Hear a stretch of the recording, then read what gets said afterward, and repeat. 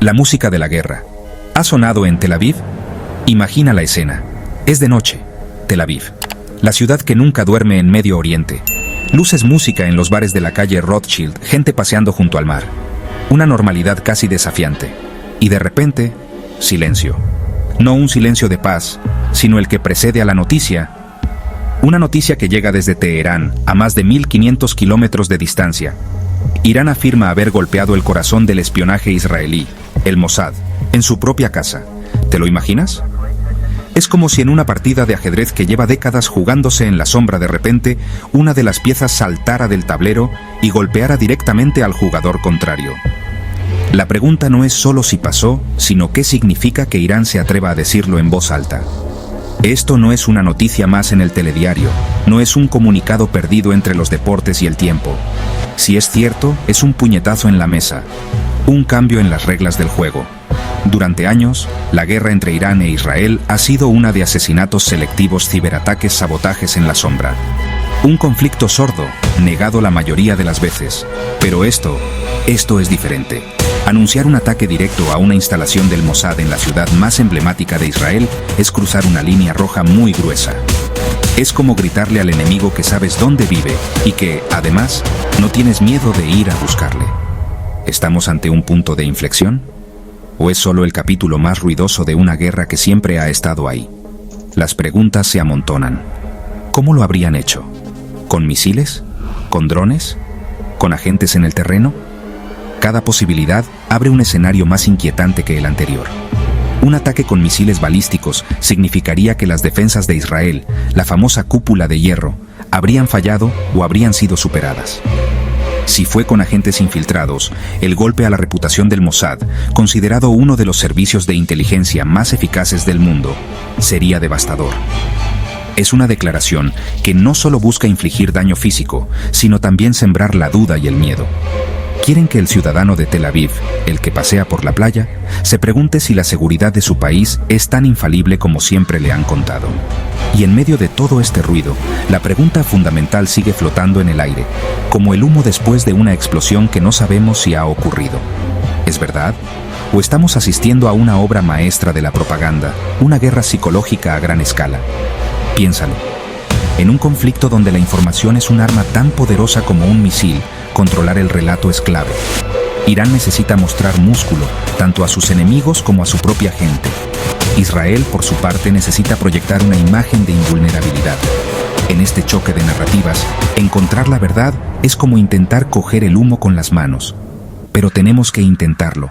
Vamos a ello. La noticia saltó a través de los medios estatales iraníes, controlados por el régimen. La Guardia Revolucionaria, el cuerpo militar de élite del país, emitía un comunicado solemne y contundente. Hemos atacado con éxito un centro estratégico de conspiración sionista en Tel Aviv. Las palabras están elegidas con una precisión quirúrgica. No dicen una base militar o un edificio del gobierno.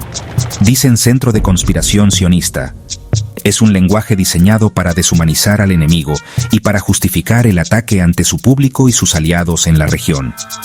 Afirman haber usado misiles balísticos de precisión, lanzados desde su propio territorio, como respuesta a anteriores crímenes de Israel, incluyendo, según ellos, el asesinato de sus científicos nucleares y comandantes militares. La reacción internacional fue la que cabía esperar, una mezcla de preocupación, escepticismo y llamamientos a la calma. La Casa Blanca, en Washington, tardó poco en pedir contención a todas las partes, mientras sus diplomáticos empezaban a hacer llamadas frenéticas por todo Medio Oriente. En Europa, las cancillerías de París, Berlín y Londres expresaron su profunda preocupación por una posible escalada. Pero lo más llamativo fue el silencio. El silencio de Israel. Durante horas no hubo confirmación ni desmentido oficial. Un silencio que podía interpretarse de muchas maneras. ¿Estaban evaluando los daños? ¿Preparando una respuesta? ¿O simplemente habían decidido que la mejor estrategia era no dar credibilidad a lo que consideraban un farol propagandístico de Teherán?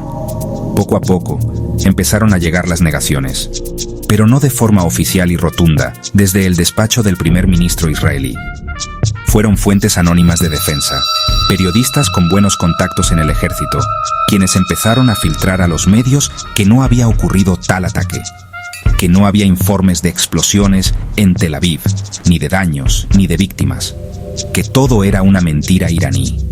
Esta estrategia de respuesta indirecta es muy típica en este tipo de conflictos.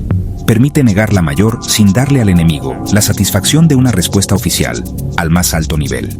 Es una forma de decir, lo que dices es tan ridículo que ni siquiera me molesto en desmentirlo formalmente. Pero Irán insistió. Publicaron supuestas coordenadas, imágenes de satélite de antes y después, aunque de dudosa calidad y sin posibilidad de verificación independiente. La maquinaria propagandística iraní se puso a toda máquina. Para ellos, el objetivo ya estaba medio cumplido. Habían conseguido que el mundo hablara de ello. Habían puesto a Israel a la defensiva, obligándole a negar algo. Habían demostrado, al menos sobre el papel, que tenían la capacidad y la voluntad de atacar el corazón de su enemigo. El golpe, real o no, ya se había lanzado en el campo de batalla de la opinión pública. Y en la guerra moderna, a veces eso es lo que más cuenta. ¿Por qué así? Para entender por qué Irán haría algo así, o al menos por qué lo diría, hay que echar la vista atrás. Esto no surge de la nada. Es la culminación de décadas de una enemistad profunda, casi existencial. Desde la Revolución Islámica de 1979, Irán ha considerado a Israel como el pequeño Satán, un puesto de avanzada de Estados Unidos en Medio Oriente y una entidad ilegítima. Israel, por su parte, ve el programa nuclear iraní y su red de milicias aliadas, como Hezbollah en Líbano o los hutíes en Yemen, como una amenaza directa a su supervivencia. Esta tensión ha creado un conflicto que se juega en la sombra, una guerra no declarada que ha tenido episodios muy reales y sangrientos. Pensemos en los últimos años. Científicos nucleares iraníes asesinados en las calles de Teherán en ataques atribuidos al Mossad. Instalaciones nucleares iraníes, como la de Natanz, saboteadas por ciberataques increíblemente sofisticados. Cargueros iraníes atacados misteriosamente en el Mar Rojo.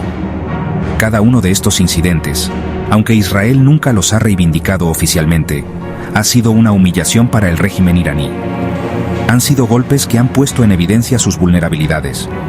Por eso, Irán sentía una presión enorme para responder, para demostrar que no es un tigre de papel y que el coste de atacarles es alto. Necesitaban devolver el golpe de una forma que se viera, que se sintiera. El contexto regional también es clave. Israel ha estado normalizando relaciones con varios países árabes a través de los acuerdos de Abraham. Esto es una pesadilla para Irán, que ve cómo se está formando una alianza regional en su contra. Un ataque, o la amenaza de un ataque, a Tel Aviv es una forma de enviar un mensaje, no solo a Israel, sino también a esos países árabes. El mensaje es, aliarse con Israel no os traerá seguridad. Nosotros podemos llegar hasta allí, y también podemos llegar hasta vosotros. Es un intento de sabotear esta nueva arquitectura de seguridad que se está construyendo en Medio Oriente con el patrocinio de Estados Unidos. Además, no podemos olvidar la política interna de ambos países. En Irán, el régimen se enfrenta a un descontento popular creciente por la crisis económica y la falta de libertades. Un acto de fuerza contra el enemigo sionista es una herramienta clásica para desviar la atención y unir a la población en torno a la bandera.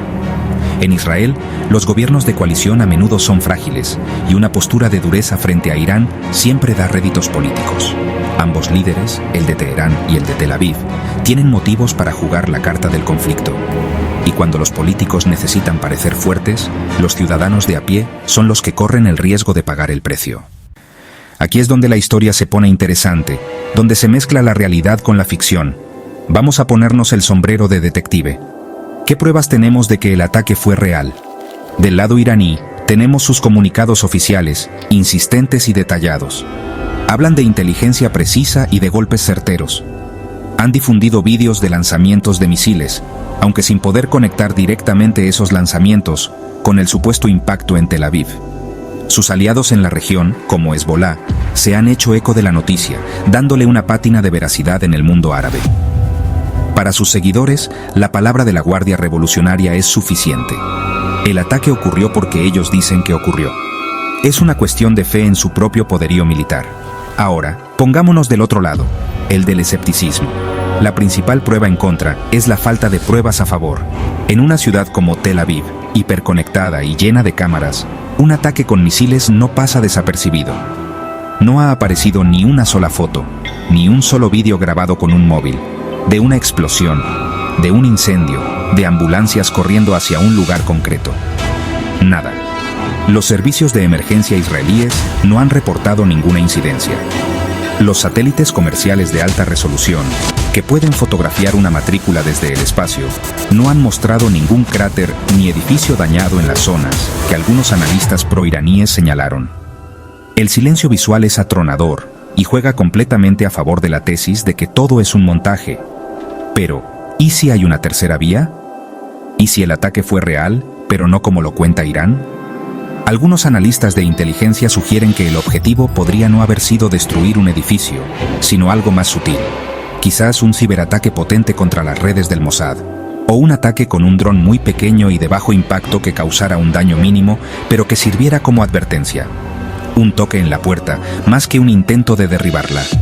En ese caso, Israel tendría todos los motivos para ocultarlo. Admitir que un dron iraní ha penetrado su espacio aéreo y ha llegado a Tel Aviv sería un fracaso de seguridad demasiado grande como para reconocerlo públicamente. Negarlo todo sería la única opción. Al final, nos quedamos atrapados en una niebla de guerra deliberadamente creada. Irán gana si la gente cree que el ataque fue real, aunque no lo fuera. Demuestra capacidad y disuade a sus enemigos. Israel gana si la gente cree que el ataque fue falso, aunque fuera real, pero menor. Mantiene su imagen de fortaleza y evita tener que escalar el conflicto con una respuesta militar masiva. Ambos bandos tienen interés en manipular la percepción de la realidad. Y nosotros, los ciudadanos, estamos en medio, intentando descifrar quién miente más. Quizás la verdad es que nunca lo sabremos con certeza. Y quizás esa incertidumbre es, en sí misma, el arma más poderosa que se ha utilizado en este episodio. Independientemente de si los misiles cayeron o no, una cosa es segura, algo ha cambiado. La sola amenaza creíble de un ataque iraní directo al corazón de Israel eleva la tensión a un nivel completamente nuevo. Esto obliga a Israel a recalibrar su estrategia de defensa.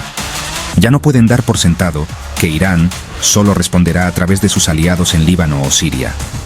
Ahora tienen que considerar la posibilidad, por remota que sea, de que Teherán se atreva a un ataque directo. Esto significa más inversión en defensa antimisiles, más alertas y una postura militar mucho más agresiva. La posibilidad de un error de cálculo, de una falsa alarma que desencadene una guerra total, ha aumentado de forma exponencial. Para el resto de Medio Oriente, este episodio es una señal de alarma. Los países del Golfo, como Arabia Saudí o los Emiratos Árabes Unidos, que están geográficamente mucho más cerca de Irán, miran esto con pánico. Si Irán se atreve a lanzar misiles, o a decir que los lanza, contra Israel, que tiene el ejército más poderoso de la región, ¿qué no se atrevería a hacer contra ellos? Esto podría tener dos efectos contrarios. Por un lado, podría acelerar la alianza de seguridad entre estos países árabes e Israel, creando un bloque anti-iraní aún más sólido. Por otro, podría hacer que algunos países prefieran adoptar una postura más neutral, intentando dialogar con Irán para evitar convertirse en el próximo objetivo. Y luego está el resto del mundo. Un conflicto abierto entre Irán e Israel sería una catástrofe global. El estrecho de Hormuz, por donde pasa una quinta parte del petróleo del mundo, podría ser cerrado. El precio del crudo se dispararía, provocando una crisis económica mundial. Estados Unidos se vería arrastrado inevitablemente al conflicto para defender a su aliado, Israel. Rusia y China, con sus propios intereses en la región, probablemente apoyarían a Irán, directa o indirectamente. De repente, un conflicto regional se convertiría en un enfrentamiento de potencias globales. Lo que pasa en Tel Aviv y Teherán no se queda en Tel Aviv y Teherán. Nos afecta a todos. Afecta al precio de la gasolina que pones en tu coche. Así que aquí estamos, en el día después, con más preguntas que respuestas. ¿Fue esto el ensayo general de una guerra que está por venir? ¿O una jugada maestra de propaganda que ha logrado su objetivo sin disparar un solo tiro real? Quizás la pregunta más importante no es qué ha pasado, sino qué va a pasar ahora. ¿Qué ficha se moverá a continuación en este tablero tan complicado? Te invito a pensar en ello, a dudar de las versiones oficiales, tanto de un lado como del otro, a informarte. Porque en este mundo interconectado, la próxima explosión en Medio Oriente podría sentirse en tu propia casa. ¿Tú qué piensas? ¿Estamos ante un farol o ante el principio de algo mucho más grande? El debate está servido.